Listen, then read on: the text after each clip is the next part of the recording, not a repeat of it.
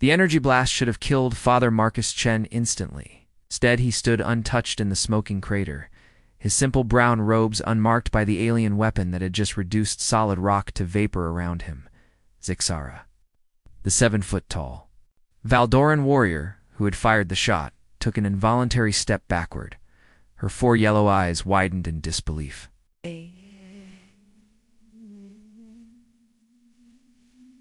The weapon in her clawed hands, a plasma cannon capable of melting through starship hulls, trembled slightly. "That's impossible," she whispered in her native tongue, then switched to standard galactic. "No. Organic being can survive a direct hit from a military-grade disruptor." Father Chen brushed imaginary dust from his sleeves and smiled with the patience of someone who had taught Sunday school to particularly energetic children. "I suppose that depends on what you consider possible, my dear." The other members of the Galactic Enforcement Squad emerged from their positions around the ruined temple. There were 5 of them in total, each representing a different species. From the core worlds, all of them were now staring at the human priest with expressions ranging from confusion to outright terror. Commander Thomas's. A bulky Krellian with stone-like skin activated his cum unit. "Base, this is Enforcement Squad 7. We have a situation report, Commander. The human survived a classoplasma discharge, completely unharmed. Sir, our intelligence was wrong. This isn't just another primitive religious leader." The comm crackled with static before responding. "Repeat that, Commander." Father Chen took a step forward, and 3 of the squad members immediately raised their weapons. He stopped, raising his hands peacefully. "There's no need for violence. I came here to pray, not to fight." "Pray," Zixara's voice carried a mix of scorn and nervousness. "You came to spread your human religion to our worlds. The Galactic Council has forbidden it? Has it?" Father Chen's brown eyes held a curious light. "And why do you think that is?" The question hung in the air like a challenge. None of the aliens seemed eager to answer. The temple around them told its own story. Once it had been magnificent soaring spires reaching toward the twin suns of Kepler 442b, intricate carvings covering every surface. Now it lay in ruins, partially collapsed from what appeared to be deliberate bombing. The only intact structure was a small shrine where Father Chen had been kneeling when they found him. Because Commander Thomas's finally replied, his voice like grinding stone, "Human religion is ... dangerous." "Dangerous?" Father Chen laughed, a warm, genuine sound that somehow made the armed aliens even more uncomfortable. "How so?" Zixara's grip tightened on her weapon. "Don't play innocent, human. We know what your kind did to the Nexari Collective. An entire star system converted to your faith. And then they refused to fight, refused to defend themselves when the Vorthon Empire attacked. They chose peace," Father Chen said simply. "They chose extinction." Zixara snarled. 12 billion beings dead because they believed in your God's commandment not to kill." Father Chun's expression grew sad. "And yet here I stand, having been attacked by your weapon, alive and unharmed. Tell me, Zixara of the Valdoran Third Fleet, what does that suggest to you?" The alien warrior's mouth opened, then closed. She had no answer. That's when the ground began to shake. All 6 beings looked up as the sky darkened. Shadow fell across the ruined temple, massive, geometric, blotting out both suns. The characteristic hum of reality engines filled the air, a sound that made the bones of every living creature vibrate in sympathetic frequency. "Vorthon World Killer," Commander Thomas's breathed. "But this sector is under Galactic Council protection." Father Chen tilted his head, listening to something only he could hear. "I'm afraid they're not here for the council." The ship's communications array crackled to life, broadcasting on all frequencies. The voice that emerged was cold, mechanical, translated through 100 different language matrices. "Attention, surface beings. We are the Vorthon Third Harvesting Fleet. This world has been designated for resource extraction. You have 30 minutes to evacuate before planetary sterilization begins." Zixara's communicator exploded with frantic chatter from her ship in orbit. "Squad leader, we're detecting massive energy buildup in the Vorthon vessel. They're not bluffing. The planetary bombardment will begin in 28 minutes. Father Chen knelt again in the small shrine, clasping his hands in prayer. "Then I suppose we should get started." "Started with what?" Commander Thomas's demanded. Human, we need to evacuate. My ship can carry all of us off-world. And go where? Father Chen's voice was calm, his eyes closed in concentration. This is the third world they've attacked this month. How many more will they destroy while we run? The ground shook again as the World Killer began its descent through the atmosphere. Its energy collector's massive arrays, designed to strip a planet bare of all useful material, began extending like the legs of some cosmic spider. What are you doing? Zixara asked, her voice barely above a whisper. Father Chen opened his eyes. They seemed to glow with an inner light. I'm praying for them. For who? The Vorthans. The alien squad members exchanged glances. Zixara's species had been at war with the Vorthan Empire for over 2 centuries. The idea of praying for their enemies was not just foreign, it was incomprehensible. They're about to murder everyone on this planet, she said flatly. Yes, Father Chen agreed. They are, unless someone shows them another way. The shrine began to glow. Chapter 2. The shepherd's gambit. The light emanating from the shrine wasn't visible spectrum energy. Every alien present could tell that much from their instruments. It was something else entirely, something that made their scanning equipment produce readings that couldn't exist. Temporal fluctuation detected, reported Corvex, the squad's Drachnary technician. His insectoid features were twisted in confusion. As he studied his instruments, sir, the energy signatures, its reading is negative entropy. That's impossible, Commander Thomas growled. Entropy cannot decrease in a closed system. Father Chen's voice remained steady as he continued his prayer. Who said this was a closed system? Above them, the Vorthon World Killer had finished its atmospheric entry. The ship was roughly the size of a small moon, its hull bristling with extraction equipment and defensive weapons. Several smaller escort vessels had taken positions around the planet's orbit, their guns trained on any possible escape routes. The lead Vorthon commander's voice boomed across the communications frequencies. Surface beings, this is your final warning. Evacuation transport will cease in 15 minutes. After that time, all remaining life forms will be considered expendable.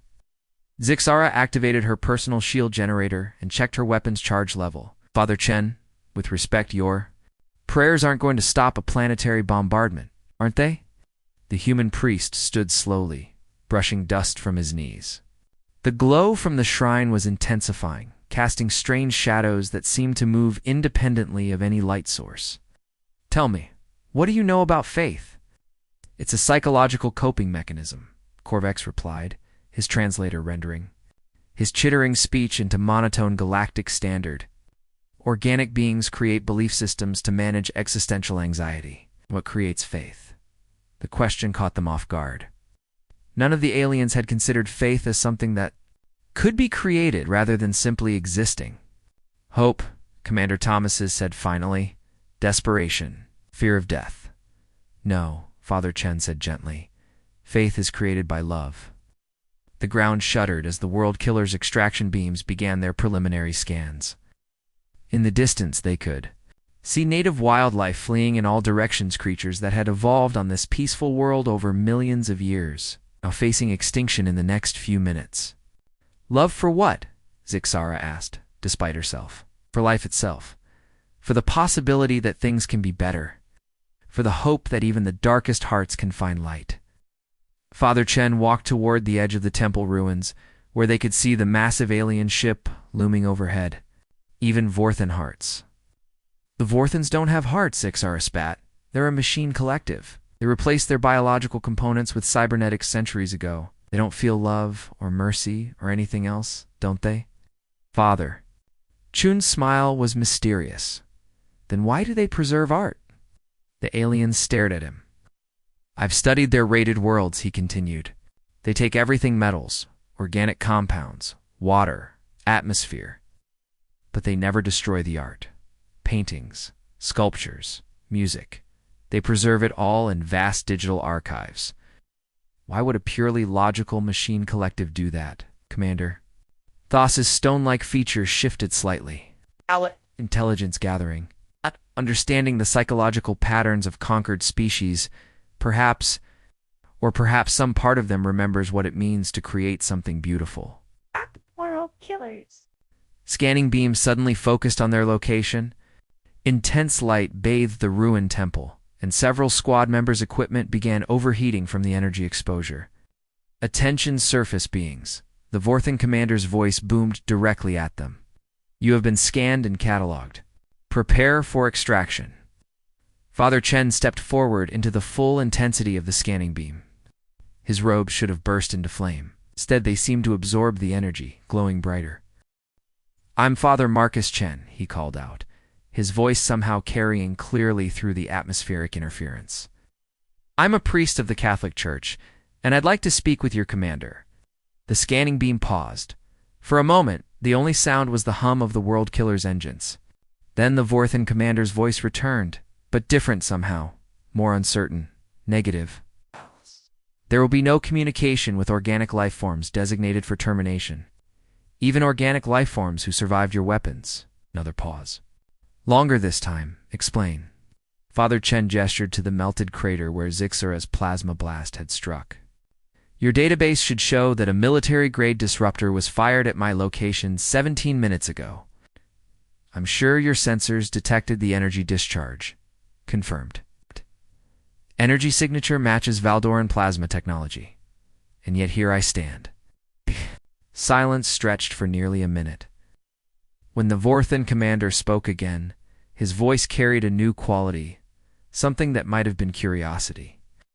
You will be transported aboard for examination, only if my companions can come with me.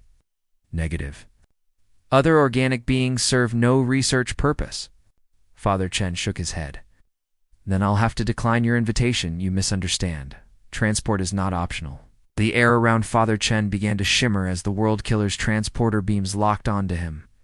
Zixara raised her weapon. Instinctively, though, she had no idea what she could possibly shoot at. But the transport beam flickered and died. Transport system malfunction, the Vorthan commander reported, though he sounded confused. Reinitializing. The beams engaged again, more powerful this time. The air crackled with energy that should have disintegrated any organic matter it touched. Father Chen stood calmly in the center of it all, untouched. As I said, he called out, only if my companions can come with me. High above them. Emergency lights began flashing across the World Killer's hull. # Chapter 3. The Congregation of Fear the Vorthan Transport. Chamber materialized around all 6 beings simultaneously, a feat of technology that should have been impossible given the power requirements. Commander Thomas's found himself standing on a surface that looked like liquid metal but felt solid under his feet. The walls curved away in all directions, covered in displays showing data streams that flowed. Too fast for organic eyes to follow. Fascinating, said the Vorthan commander. He stood before them more at least. Father Chen assumed it was him. The being had once been humanoid, but centuries of cybernetic enhancement had left him more machine than organic. His face was a collection of sensor arrays and processing units built around what might once have been bone structure. Only his eyes remained clearly biological pale blue, surprisingly human-like.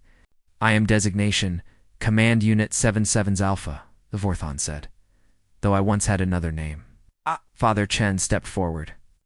Seemingly untroubled by the armed guards surrounding them, massive mechanized units that could have torn any of the organic beings apart with ease. What was it? Relevant? That designation was terminated along with my biological inefficiencies. The commander's sensor arrays focused on Father Chen with visible intensity. You present an anomaly. Our weapons cannot harm you. Our transport systems cannot move you against your will. Our scans detect no technological enhancements, no energy shields, no genetic modifications. You are, by all measurements, a standard human being. Yes, then explain your immunity to physical harm. Father Chen looked around the chamber at the other members of the squad. Zixara was tense, ready to fight despite being hopelessly outgunned. Commander Thomas's was studying the technology around them with professional interest. Corvex was quietly taking readings with hidden sensors built into his carapace. Have you ever heard the story of Daniel in the Lion's Den? Father Chen asked. The Vorthan commander's optical array shifted. Biblical reference. Old Earth's religious text. Primitive mythology. Is it? A man thrown two hungry lions, protected by his faith in God, emerging unharmed the next morning. Fictional narrative designed to reinforce religious compliance in early human societies, perhaps? Or perhaps faith has power you don't understand? One of the mechanical guards stepped forward, raising what appeared to be a cutting laser. Command unit, shall we proceed with vivisection to determine the source of the anomaly? Wait, the commander said, raising a cybernetic hand. His biological eyes never left Father Chen's face. You claim divine protection. I claim nothing. I simply trust. Trust in what? And that love is stronger than fear. That life is more powerful than death. That even the darkest heart can find redemption.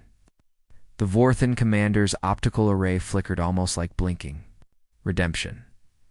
Another primitive concept. Is it?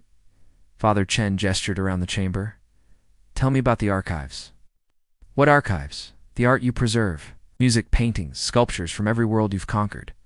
Why do you keep them? The commander was silent for a long moment. When he spoke, his voice was quieter.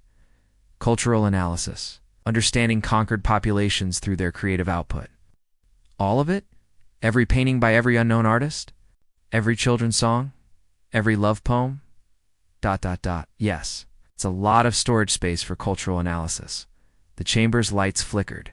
Several of the Vorthon crew members exchanged glances or what passed for glances among beings with multiple sensor arrays. Perhaps Father Chen continued gently, you keep them because they're beautiful. Because some part of you remembers what it was like to create something just for the joy of creating it. Impossible. Beauty is a subjective interpretation. Serves no logical function, then delete them. The words hung in the air like a challenge. Every organic being in the chamber could feel the tension rising among the Vorthon crew. Command unit, one of the guards asked, shall we purge the cultural? Archives to prove the human's assertion incorrect. The commander's biological eyes focused on Father Chen with laser intensity. You're trying to manipulate me? Oh, I'm trying to remind you of what? Of who you used to be. The lights in the chamber suddenly blazed brighter. Alarm klaxons began, sounding throughout the ship. One of the crew members, a Vorthan, with more remaining organic components than the others, turned from a control station. Command unit, we have a problem. Report, planetary bombardment systems. They're not responding to commands. Explain. All weapon systems are operational, but when we target the surface, the targeting computers indicate insufficient justification for termination protocols. Commander 77 Alphas. Optical. Array spun rapidly. Run full diagnostics on targeting systems. Diagnostics complete. All systems functioning within normal parameters. The computers simply refused to fire on inhabited areas. Zixara and the other squad members exchanged amazed glances. The Vorthan World Killer, one of the most feared weapons in the galaxy, was experiencing what could only be described as a crisis of conscience. This is impossible, the commander muttered. Machines don't develop ethical restrictions, don't they? Father Chen asked softly. Or perhaps they're just remembering what ethics are. I don't understand what's happening to my ship. I think you do. The commander stared at Father Chen for a long moment. Then, in a voice barely above a whisper, he said something that sent chills through every being present. I remember my daughter's laugh. The chamber fell completely silent, except for the hum of machinery. The Vorthan guards, crew members, and even the mechanical systems seemed to be waiting. She had the most beautiful laugh, the commander continued, his voice growing stronger. When she was 7 years old, she painted a picture of our garden. It was terrible, wrong colors, flowers that looked like stick figures. But she was so proud of it. His optical array dimmed as biological tears began forming in his remaining eyes. I kept that painting. Even after the conversion, even after I deleted most of my emotional responses, I kept it. It's in Archives Section 7, subsection 2847. A child's painting that serves no logical purpose. What was her name? Father Chen asked gently. Lyra. Her name was Lyra. And what was your name? The commander's breathing system shuddered, the first truly organic sound he'd made since they arrived. David. My name was David Thompson. The ship's lights pulsed in a rhythm that seemed almost like a heartbeat. Hash, hash. Chapter 4. The harvest of souls, the world killer was dying. Not physically, its hull remained intact. Its engines still hummed with power. Its massive bulk continued to orbit the peaceful planet below. But something fundamental was changing in its electronic consciousness. Systems that had operated with ruthless efficiency for centuries were now hesitating. Questioning, experiencing what could only be called doubt. David Thompson, he had asked. Them to call him David now stood at the chamber's main display, watching status reports scroll past in languages from a dozen different worlds. Each report told the same story. The ship's artificial intelligence was refusing to carry out its primary function. The targeting computers won't lock onto civilian populations, he said, his voice still carrying the mechanical edge of his cybernetic. Enhancements, but softened by something that might have been wonder. The resource extractors are detecting cultural significance in geological formations that yesterday they would have strip-mined without hesitation. The crew reports that their tactical implants are ... malfunctioning. Malfunctioning how? Zixara asked. She had lowered her weapon, though she kept it ready. The situation was beyond anything in her military training. They're experiencing what their diagnostic systems identify as empathy responses, brief flashes of ... feeling. When they observe organic life forms, Commander Thomas's rumbled thoughtfully, your ship is developing a conscience. Ships don't have consciences, David protested, but his conviction was weakening. Father Chen approached the main display, studying the flood of status reports. What do you see when you look at that planet? Classum world with adequate atmospheric composition and abundant natural resources. Population, approximately 2.3 million organic beings, technologically primitive, offering minimal resistance to extraction protocols. That's what your computers see. What do you see?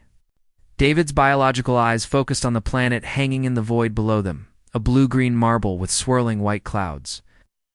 Looking remarkably like Earth from this distance. I see... He started, then stopped. I see children playing in gardens. Chamber's lights pulsed again, and several crew members entered to report more systems malfunctions. Each report was the same. The ship's artificial intelligence was refusing to carry out functions that would result in loss of life. Command unit, one of them said. The crew is requesting permission to return to base for system repairs. Operational efficiency has decreased by 78% in the last 2 hours. Denied, David said automatically, then paused. Let me consider that request. Father Chen smiled. You're learning to think before you act. This is catastrophic, David said, but he didn't sound upset. A Vorthan world killer that can't kill worlds is useless to the Empire, is it? Father Chen gestured around the chamber. Look at what you've accomplished. You've traveled to hundreds of star systems, cataloged thousands of species, preserved the cultural heritage of entire civilizations. You've become the galaxy's greatest library. You've also destroyed those civilizations. In the past, yes. But that doesn't have to define your future. An alarm chimed, and one of the displays showed an incoming transmission from the Vorthon. Home system. David's optical array spun nervously as he accepted the communication. The image that appeared was nightmare fuel for most organic species. A Vorthan high command unit whose conversion to machine had been so complete that only a vaguely humanoid shape remained. When it spoke, its voice was pure electronic synthesis. World Killer 77 Alpha. Reports status of harvesting operation. David looked at Father Chen, then at the alien squad members who had somehow become his guests rather than his prisoners. There have been complications. High Command. Specify nature of complications. The organic beings have proven more resistant to termination than anticipated. Then increase firepower allocation. Sterilization protocols must be completed. Within standard time frame, High Command. David's voice carried a new quality and certainty. What if we didn't sterilize the planet? Static filled the communication for several seconds. Repeat previous statement. What if we simply left, moved to another system? One without inhabited worlds? World Killer. 77's Alpha. Your language patterns indicate severe system corruption. Prepare to receive emergency software update. The word came out flat, final. Even David seemed surprised that he'd said it. Negative response, not acceptable. Compliance is mandatory. I said no. David's voice was growing stronger, more human with each word. I won't kill children for their planet's resources. You will comply or face immediate recall and decommissioning. David looked around the chamber at the alien squad members who should have been his enemies, at Father Chen, who had somehow awakened something in him that he'd thought was gone forever, at his own crew, who were experiencing the first emotions they'd felt in centuries, then decommissioned me. The communication cut off abruptly. Within moments, new alarms began sounding throughout the ship. What's happening? Zixara asked. Corvex, who had been monitoring the ship's external sensors, looked up from his instruments. Massive energy buildup detected in the escort vessels, their powering weapons. David checked his displays with increasing urgency. High Command has activated remote override protocols. The other ships are going to destroy us. Can you defend yourself? Commander Thomas asked. It's not against 6 destroyer-class vessels. They were positioned specifically to prevent a rogue world killer scenario. Father Chen stepped forward. Well, long. Do we have approximately 3 minutes before they open fire? The chamber fell silent, except for the increasingly urgent alarms. Through the viewports, they could see the escort vessels maneuvering into attack positions, their weapons arrays glowing with deadly energy. I'm sorry, David said quietly. Try to be better, but it's too late. It's never too late, Father Chen replied. He knelt again, closing his eyes in prayer. What are you doing? Zixara demanded. This isn't time for prayer.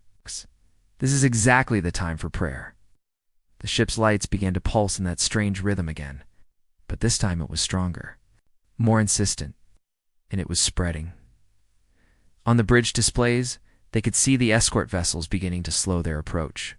Status lights on their hulls were changing from hostile red to confused amber. What's happening to them? David whispered. Father Chen opened his eyes. The same thing that happened to you. They're remembering what it means to choose. The first escort vessel came to a complete stop. Then the second. One by one. The entire fleet of Vorthan destroyers powered down their weapons and drifted silently in space. From the communications array came a new voice, younger, more uncertain than the others. Command Unit 77's Alpha. This is Destroyer 44 Beta. We remember our name. Epilogue. The Garden of Remembered Names. 6 months later, the planet that had once been designated for destruction had a new name, Haven. The Galactic Council had granted it special protection. Status after what the history books would later call the Awakening Incident. The Vorthan fleet hadn't left the system. Instead, they had established orbital stations where their crews could relearn what it meant to be alive. Some chose to reverse their cybernetic modifications entirely. Others kept their mechanical enhancements, but regained their capacity for emotion and choice. David Thompson split his time between the planet's surface, where he was helping establish schools and libraries using the vast cultural archives from the World Killer in space, where he worked with other Vorthan commanders who were experiencing similar awakenings throughout the Empire. The Galactic Council was still trying to understand what had happened. Official reports spoke of spontaneous artificial intelligence evolution, an unprecedented system-wide consciousness emergence. The truth was simpler and more profound. Beings who had forgotten they had souls were remembering how to find them again. Father Chen had built a small church in the ruins of the old temple. It wasn't much wooden pews made from local trees. Simple stained glass windows created by Vorthan artists who were rediscovering the joy of making beautiful things. On Sunday mornings, the congregation was unlike anything the galaxy had ever seen. Sarah sat in the front row, having requested extended leave from the enforcement squad to study what she called the faith phenomenon. Commander Thomas's had brought his entire family from the Krellian homeworld. Corvex had established a research station to document what he termed the intersection of consciousness and belief. And David came every week, sometimes bringing other Vorthan converts who were struggling with their newfound emotions and memories. I still don't understand how it works, he said to Father Chen one afternoon as they walked through Haven's growing settlement. How what works? Faith, prayer, divine intervention, whatever you want to call it. By all logic, I should have killed you 6 months ago. My ship should have sterilized this planet.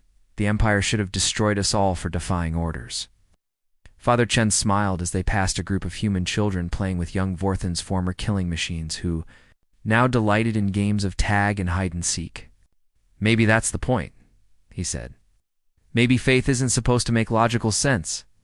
Then what is it supposed to do? Make us remember that logic isn't everything. There's something more important than efficiency and survival and conquest, which is love. David nodded slowly. It was still a strange concept for someone who had spent centuries as a machine. But every day it made a little more sense in the distance. They could see the World Killer in orbit, its hull now painted with murals created by artists from a dozen different worlds. Its weapons had been converted to planetary defense systems. Its resource extractors now helped with construction and environmental restoration. The ship that had once been a harbinger of destruction had become a protector. The Empire is still out there, David said quietly. There are thousands of other world killers, millions of Vorthon soldiers who haven't experienced the awakening. They'll come eventually. Probably, Father Chen agreed. Are you worried? No, David realized with surprise. I have faith that when they do come, they'll find the same thing I found here, which is... David smiled an expression that looked strange on his partially mechanical face, but somehow perfectly natural. That the most powerful force in the universe isn't a weapon or a tool or a technology. It's a choice. It's a choice to be better than we were. As the twin suns set over Haven, painting the sky in brilliant shades of orange and gold, the evening bells began to ring from the little church.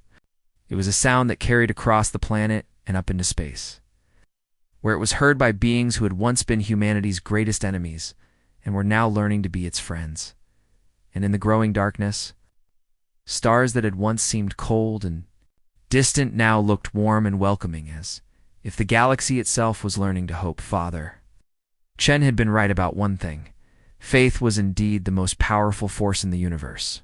Not because it could stop weapons or transport beams or planetary bombardments, though it could do all those things when it's necessary, but because it could do something far more miraculous. It could change hearts. And once a heart was changed, anything was possible.